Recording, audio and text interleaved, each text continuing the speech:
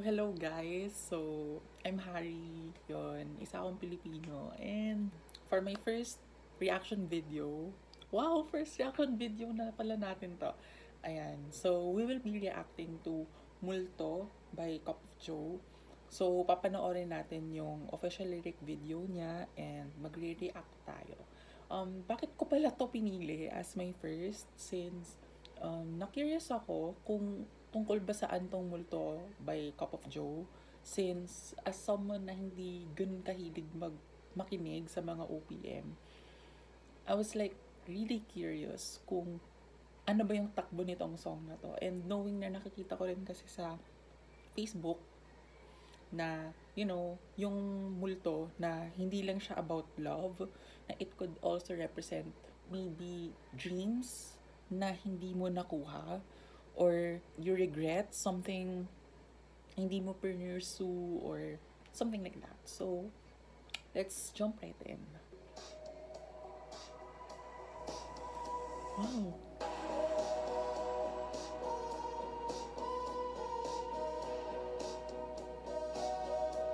Katunog din yung 1975. Parang pwede ka mag-drive with that song.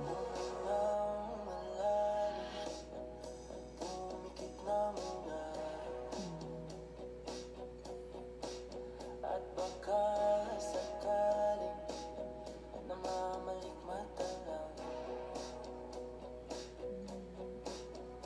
kala ko'y payapa, boses mo'y tumatawag pa. Oh my God!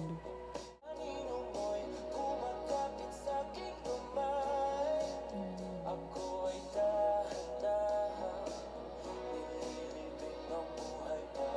Oh my God! Wow! Wait. Stop ko muna. Wow! Wow! Ano klaseng lyrics to? Na parang habang buhay pa, parang nililibing na siya. Parang it's killing me slowly. Everything that I do, I still see you. Everywhere I see, everywhere I go, I can still see you. Your memory still haunts me. And something like that.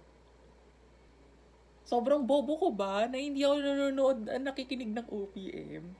May ganito palang mga lyrics pala sila. Let's go.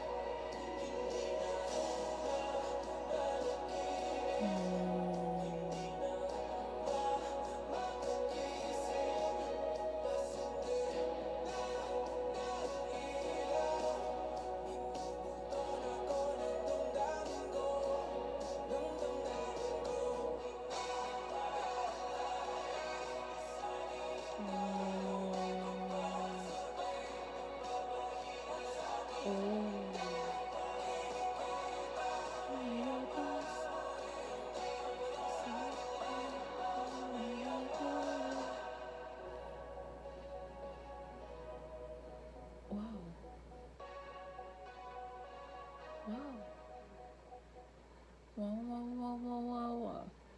Oh my God. Oh my God. Oh my God.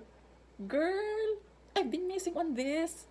I mean, I think lahat naman siguro tayo, meron talaga tayong feeling na, na parang minumulto tayo. Kung ano man yung nagpapamulto sa atin. Maybe yung love mo na ewan ko, siguro hiniwalayan ka, or baka nakapag-break up sa'yo, or nag-cheat sa'yo, or kung ano man yung ginawa sa'yo nung love na yon.